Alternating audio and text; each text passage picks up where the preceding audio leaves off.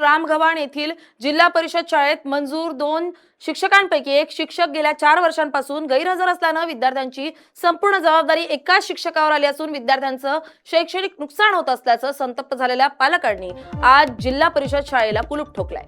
शाळेत शिक्षकाची नियुक्ती करावी यासाठी पालकांनी गेल्या 4 वर्षात गटशिक्षण अधिकारी, शिक्षणाधिकारी तसेच मुख्य कार्यकारी अधिकारी यांच्याकडे अनेक वेळा निवेदनं दिली, मात्र अद्यापही शिक्षक उपलब्ध करून देण्यात आलेला नसल्यानं संतप्त पालक आणि ग्रामस्थांनी शाळेला कुलूप ठोकलाय। येत्या 8 दिवसात शाळेला शिक्षक मिळाला नाही तर नॅशनल हायवेवर आंदोलनाचा इशारा संतप्त पालकांनी दिलाय। नूतन वसाहत रामगव्हाण येथे आम्ही शाळेला कुलूप लावत आहोत। आमच्या शाळेमध्ये 2022 पासून एकच शिक्षक आहेत। आमच्या इथे पहिली ते 5वी पर्यंत वर्ग भरत आहेत आणि आमच्या शाळेला शिक्षक नसल्यामुळे आमच्या विद्यार्थ्याचं खूप नुकसान होत आहे। आमच्या शाळेमध्ये सगळे इथे गोरगरीब लोक आहोत, भूमिहीन आहोत, ऊसतोडी कामगार लोक आहोत आणि आमच्या विद्यार्थ्याला शिक्षक नसल्यामुळे खूप गैरसोय होत आहे।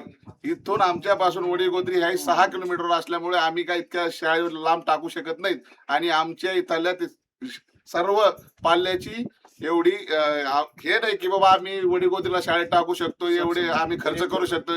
सर्व गरीब गोष्टी आहेत, दीनदलित लोक आहेत इथं आणि इथं प्रशासनाने वारंवार आम्ही 2022 पासून त्यांना निवेदन देऊन सीओ असतील, बीओ असतील, शिक्षण खाते असतील, सगळ्याला निवेदन देऊन त्यांनी आमच्या कोणत्याच प्रश्नाची दखल घेतलेली नाही।